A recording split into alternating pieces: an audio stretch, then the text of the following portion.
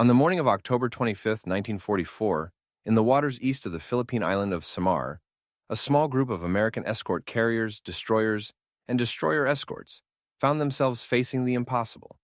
They were known as Taffy 3, one of 3 task units providing air support for the U.S. landings on Leyte. They were not equipped for surface combat. They were not armored. They were not fast. They were not meant to fight battleships or cruisers.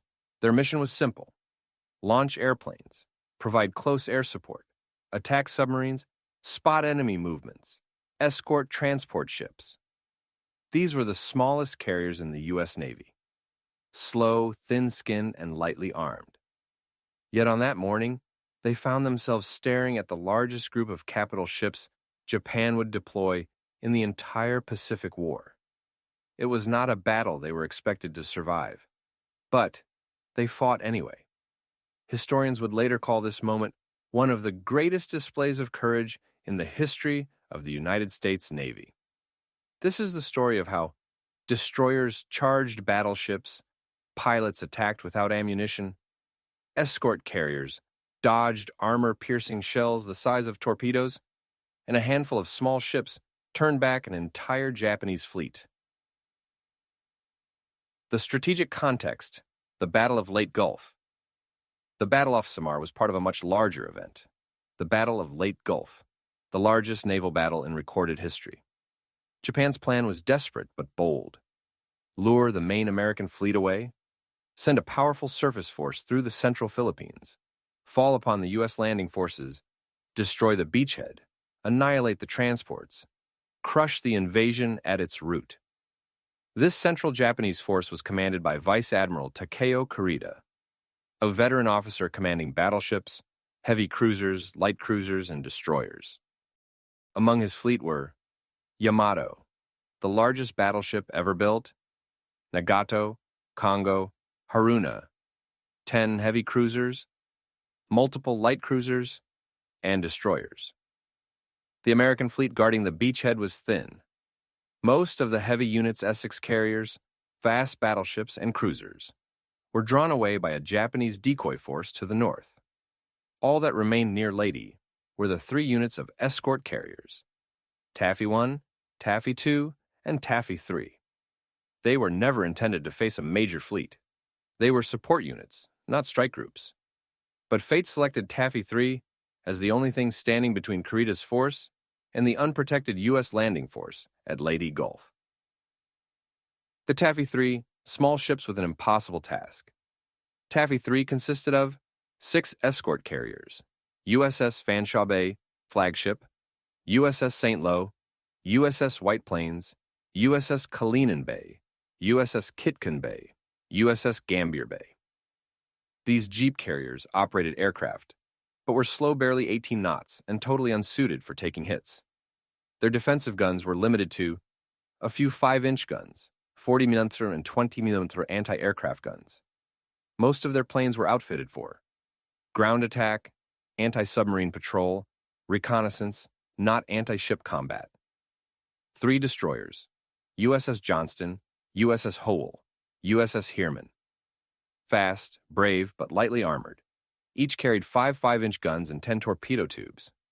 4 destroyer escorts: USS Samuel B. Roberts, USS Raymond, USS Dennis, USS John C. Butler. Even smaller and more lightly armed than the destroyers. This was Taffy 3, a group built for support, not battle. No heavy cruisers, no battleships, no fleet carriers, no armor. And yet these were the ships that would face the most powerful surface fleet Japan had left. The Japanese force, death from over the horizon. Kurita's center force included 4 battleships: Yamato, Nagato, Kongo, Haruna, 6 heavy cruisers: Chokai, Chikuma, Tone, Suzuya, Kumano, Myokotu, light cruisers, and 11 destroyers. This was a force designed to smash enemy fleets, sink carriers, and destroy entire task groups. It outgunned Taffy 3 by over 30-1 in naval gunfire weight, over 50-1 in armor protection, over 5-1 in speed, over 20-1 in torpedoes. When Kurita's ships appeared out of the morning mist, firing salvos from over the horizon, Taffy 3's sailors saw water plumes as tall as skyscrapers erupt around them. A gun from Yamato could throw a 32,100-pound shell over 25 miles, a single hit capable of annihilating an escort carrier. No one in Taffy 3 expected to survive. Some thought the end was seconds away. But instead of panic, something else happened. American destroyer captains ordered full speed ahead. Pilots launched into the sky with half-fueled planes. Gunners opened fire at impossible ranges. Escort carriers turned into the wind and began evasive maneuvers. Against every rule in naval warfare, Taffy 3 turned toward the enemy. They did not retreat. The first moments of the battle, a realization of the impossible. At 06:58, lookouts aboard USS Fanshawe Bay spotted the shadowy silhouettes of Japanese cruisers. Within seconds, water erupted as 8-inch and 14-inch shells landed near the carriers. By 07 SAR, the Americans realized the truth. We are facing battleships. This is the main Japanese fleet. There is no one between them and the transports. We are all that stands between Kurita and Leyte Gulf. Admiral Clifton Sprague, commanding Taffy 3, sent a message to all ships. Prepare for surface action. No one believed they could win, but they understood what defeat meant. 150,000 American soldiers on Leyte, supply ships, ammunition ships, landing craft, hospitals, engineering units, support battalions, all exposed, unprotected, defenseless. If Taffy 3 was destroyed quickly, the landings would collapse. So Sprague made the only decision he could. Attack immediately. Distract Kurita. Delay him as long as possible. Push air groups into constant harassment. Turn small ships into a wall of smoke, steel, and sacrifice. What followed became legend. The destroyer's charge, an act of pure courage. At 0703, Commander Ernest Evans of USS Johnston gave an order that shocked everyone. Full speed ahead. Prepare torpedoes. We're going in. Johnston turned hard to starboard and began charging directly at the Japanese heavy units. Against battleships, against cruisers, against overwhelming fire, a destroyer charging a battleship should not be possible. But it happened. Evans announced over the loudspeaker, "This is a fight. We're going to go in there and do what damage we can." His ship responded, engines roaring, guns firing, torpedo crews running to stations, sailors bracing themselves, gunners readying for point-blank combat. The most unlikely naval charge in American history had begun. USS Howell and USS Heermann soon followed. The destroyers were committing suicide, and they knew it. But this suicidal charge forced Kurita's fleet to turn its guns toward these tiny ships and away from the carriers. Minutes turned into precious time that would save thousands of American lives. The world would later call it the greatest last stand in U.S. naval history, the charge of USS Johnston, a destroyer against a battleship fleet. As the Japanese fleet closed the distance, Commander Ernest Evans aboard USS Johnston made a decision that defied all naval logic. He turned his destroyer toward the enemy. Johnston was a 2,100-ton Fletcher-class destroyer. Thin-skinned, lightly armored, built for escort duty. Ahead of her were warships displacing 10, 20, even 30 times her weight. Yamato at 65,000 tons. Heavy cruisers at 14,000. Battleships at 35,000, and destroyers screened ahead. It was not a fight. It was a collision between courage and inevitability. Evans shouted over the bridge, "We will attack. If we can reach them with torpedoes, we can slow them down." Johnston increased speed to 27 knots. Shells began falling closer, huge plumes towering over the small destroyer. Still, she came on. Still, Evans did not turn away. The first salvos. Johnston is hit, but keeps going. At 0710, a Japanese battleship, likely Kongo or Haruna, scored a direct hit. A 14-inch shell smashed into Johnston's forward decks. Communications damaged. Fire control radar destroyed. Several crew members killed. Splinters tore across the bow. Steering briefly jammed. But Evans held to his course. He maneuvered manually, using engine settings and rudder by hand, guiding the ship toward the massive silhouettes of Kurita's cruisers. Most commanders would have withdrawn. Evans drove harder. Survivors later recalled, he took a hit and charged faster. The torpedo attack, one destroyer against the line of cruisers. At 7:16, Johnston closed to within 10,000 yards, suicidal range. Evans ordered, "Fire torpedoes!" 10 torpedoes roared into the water. At that moment, Johnston was under fire from 3 heavy cruisers, 1 battleship, several destroyers, multiple 8-inch and 14-inch batteries. And yet, the ship maneuvered skillfully, throwing up smoke, zigzagging through incoming shells. Minutes later, the torpedo spread reached its targets. One Japanese cruiser, Kumano, took a direct hit. Her bow exploded and was blown off. She lost speed, then fell out of formation. The impossible had happened. A lone U.S. destroyer had crippled a Japanese heavy cruiser. This single torpedo hit forced Kurita's formation to scatter, breaking his battle line and creating confusion. It bought Taffy 3 yet more time. Evans had done the unthinkable, but he was not finished. USS Hull and USS Heermann joined the fight. Johnston's heroic charge inspired the other destroyers. USS Hull, commanded by Commander Leon Kintberger, Hull accelerated to flank speed and joined the attack. Despite being repeatedly struck by 8-inch shells, Hull continued toward the Japanese line to launch torpedoes. She drew fire from multiple heavy cruisers, absorbing hits meant for the carriers. Hull would fire all 10 of her torpedoes before being overwhelmed. USS Heermann under Commander Amos Hathaway, Heermann made one of the most aggressive moves in destroyer history. She charged directly at Yamato, the largest battleship ever built. To attack Yamato with torpedoes was an act of sheer audacity.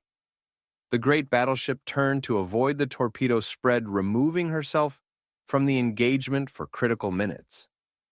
This maneuver, forced by a single destroyer, helped disrupt Kurita's entire formation. American destroyers had turned themselves into human shields. They fought battleships with 5-inch guns. They attacked cruisers with torpedoes as if they were equals. They were not equals, but their courage made up the difference.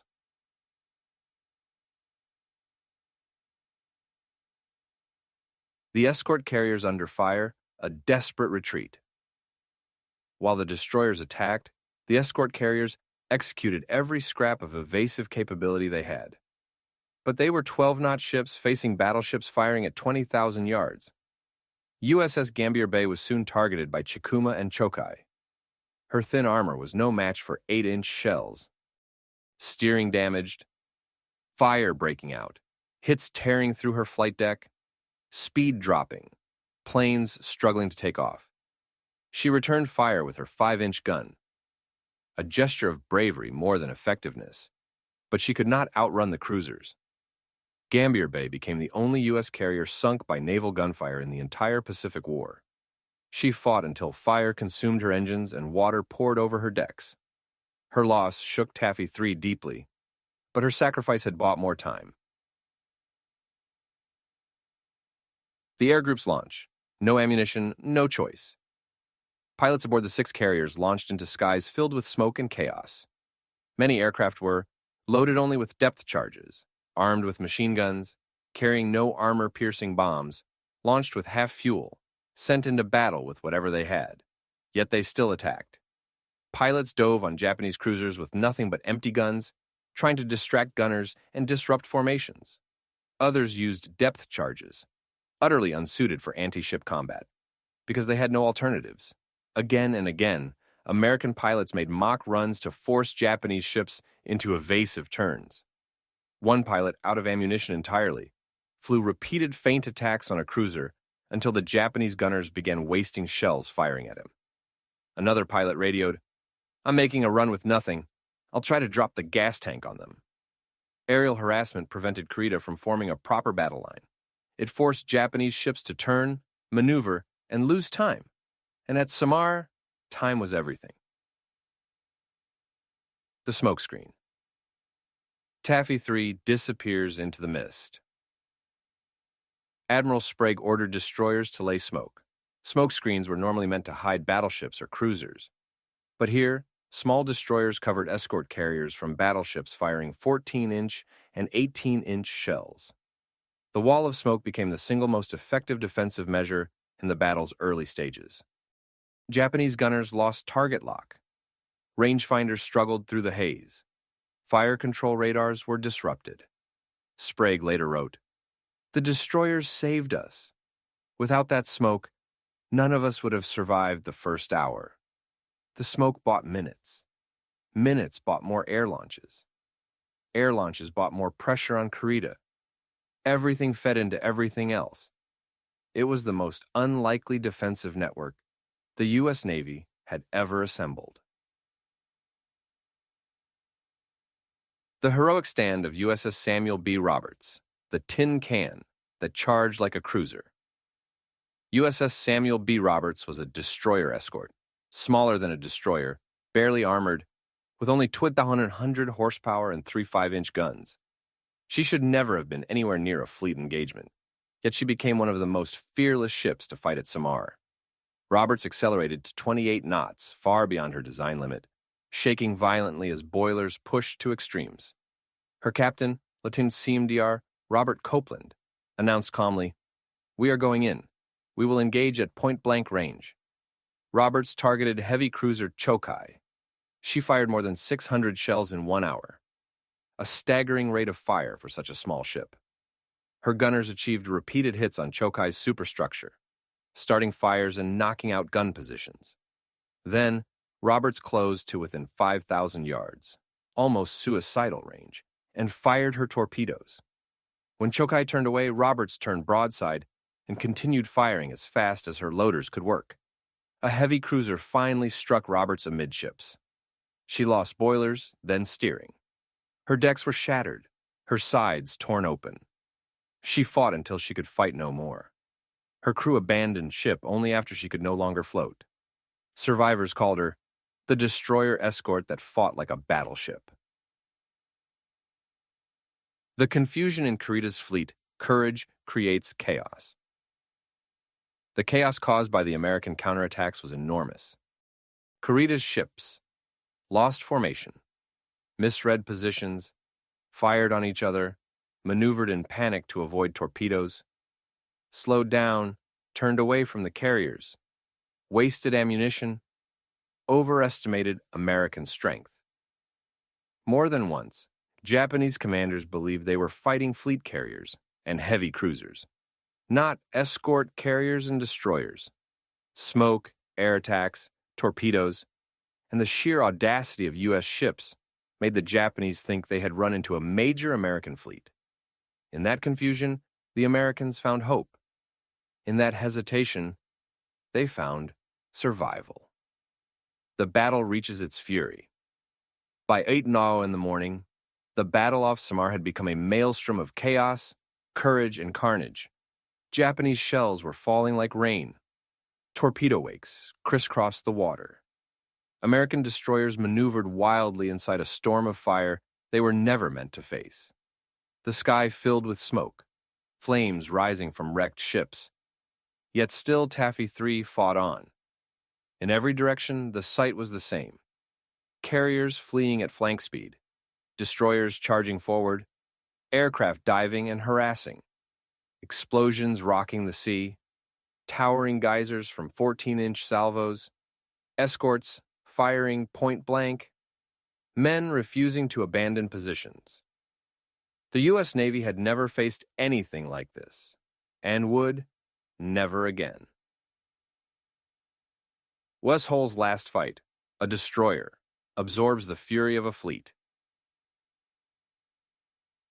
USS Hull was the first of the destroyers to fall under the full weight of Japanese fire. Kintberger maneuvered his ship with desperate skill, dodging as many shells as he could while pressing closer to enemy cruisers. But Hull became the focal point of Japanese gunners. She was struck by at least 40 hits from 8-inch guns, 17 hits from 6-inch guns, multiple destroyer shells, fragments from near misses. Her steering was shot away.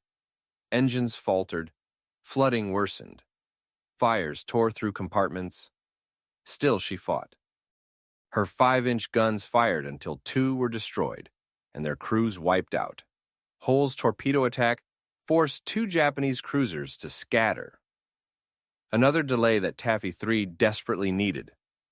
At 08:55, with the ship listing and filling with water, Kintberger gave the order to abandon ship. Hull sank stern first, her battle flag flying until the last moment. Her sacrifice bought priceless minutes. It was Johnston's final charge, the ship that refused to die. After her first torpedo run, Johnston should have withdrawn, damaged as she was. She did not. Evans turned his battered destroyer again toward the Japanese fleet. At 08:20, he charged to assist USS Hull, firing continuously despite radar failure and manual control only.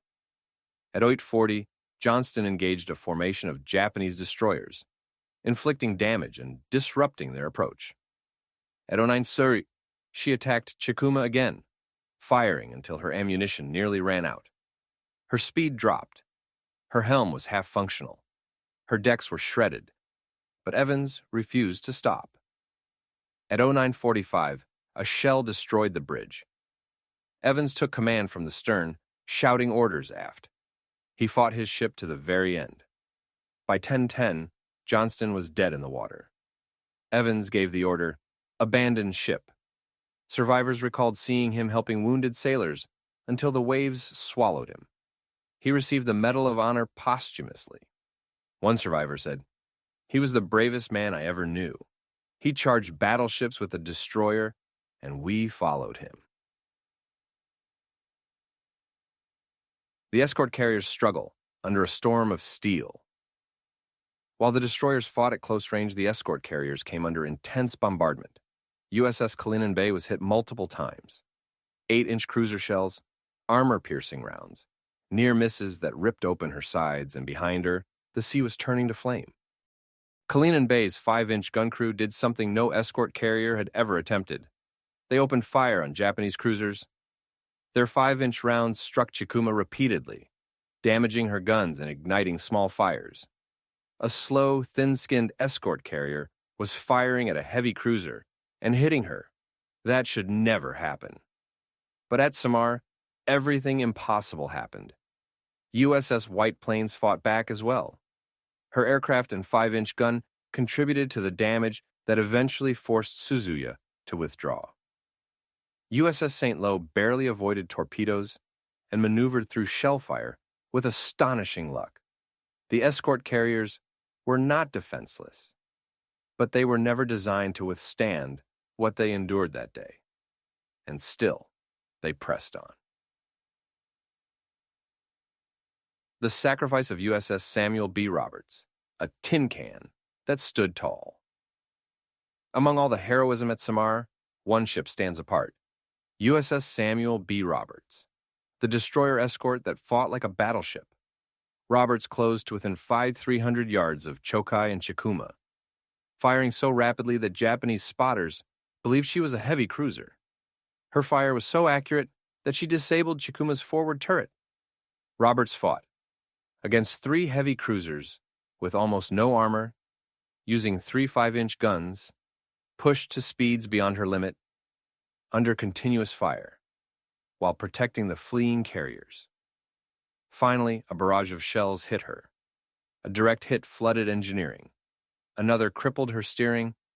A third tore open the fire room. Internal explosions shook her frame. Fires spread uncontrollably. At 09:35, Copeland gave the order to abandon ship. Roberts rolled and sank 20 minutes later. Out of 224 crew, 89 died with their ship. Their actions bought yet more time. A Japanese officer later wrote, "Such ships do not exist in our Navy. They fight far beyond what is possible." Hey, the air groups return again and again with nothing but courage. As destroyers fell one by one, the air groups kept attacking. Pilots flew, without bombs, without rockets, without ammunition, low on fuel. Some made dry runs. Some strafed with empty guns to force Japanese turrets to spin in the wrong direction. Some dropped fuel tanks as improvised bombs. Others dropped depth charges from unsafe altitudes. Anything to keep pressure on Kurita. Pilots radioed each other. Keep them turning. Buy time. Don't let them form a line. One Avenger pilot skimmed so low over Chokai that he nearly hit the mast. Another attacked with his machine gun jammed, hoping the enemy wouldn't know. Every pass, every mock run, every distraction added confusion to Kurita's mind. The water is filled with survivors, but the battle continues. By 10:30, the water behind Taffy 3 was littered with men clinging to debris. Survivors from Hull, Johnston, Roberts, and Gambier Bay watched the battle rage ahead. Some were wounded, many were burned, all were exhausted. Yet even as they floated helplessly, they cheered every time a bomb struck a cruiser, every time a smoke screen rose, every time a Japanese ship turned away. One survivor recalled, "I saw a shell hit a cruiser. I screamed as if I was still aboard my ship. I couldn't help it. We were still fighting, even in the water." The spirit of Taffy 3 did not sink with its ships.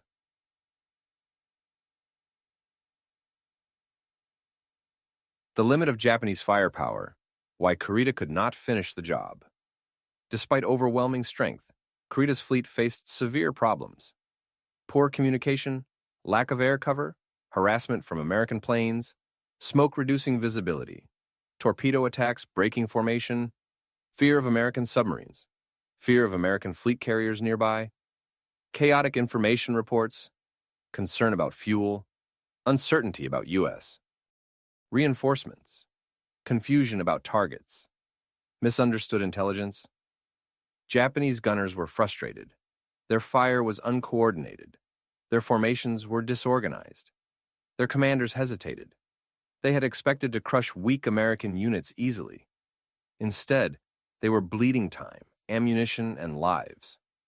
The more time passed, the less likely Kurita would reach the landing beaches. He knew it. His officers knew it. The battle was reaching its turning point. The battle reaches its final act. By 10:50 in the morning, Kurita's center force had been fighting for nearly 4 hours. 4 brutal, chaotic hours against a group of ships they believed were part of a major U.S. fleet. Smoke obscured targets. American aircraft attacked relentlessly. Destroyers made torpedo runs that forced battleships to turn away. Cruisers were damaged, burning, or scattered. Formations were broken again and again. And still, the escort carriers were escaping. Kurita found himself trapped between urgency and uncertainty. He had been ordered to attack the landing forces at Leyte, but now he was losing precious time.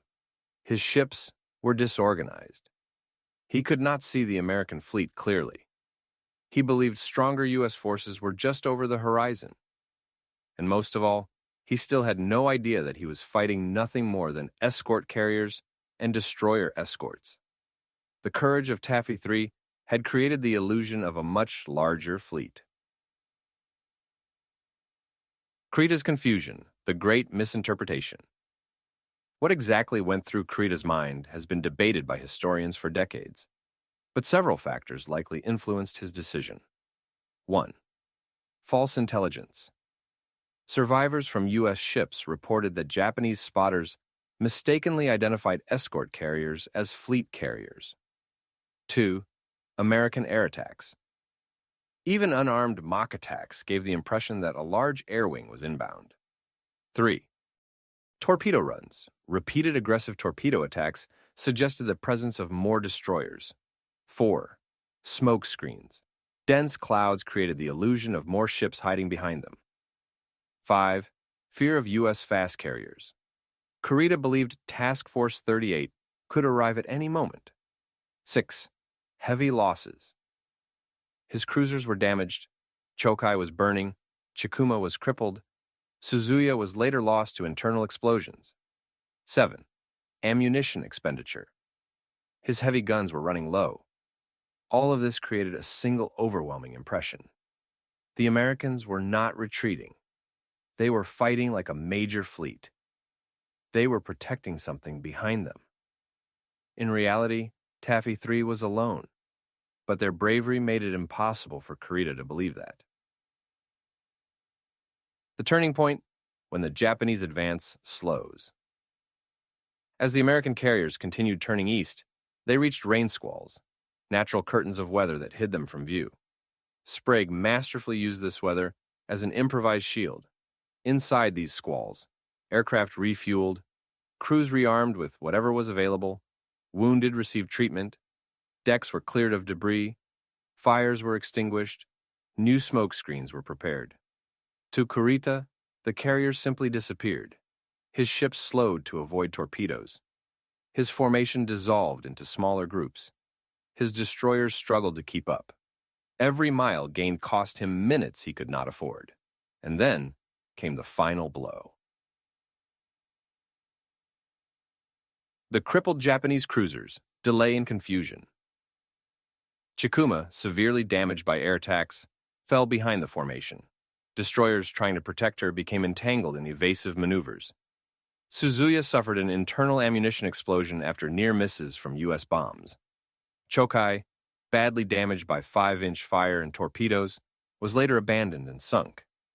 Instead of advancing toward Leyte, Kurita's cruisers were now fighting for survival. Every damaged cruiser was another reason to turn back.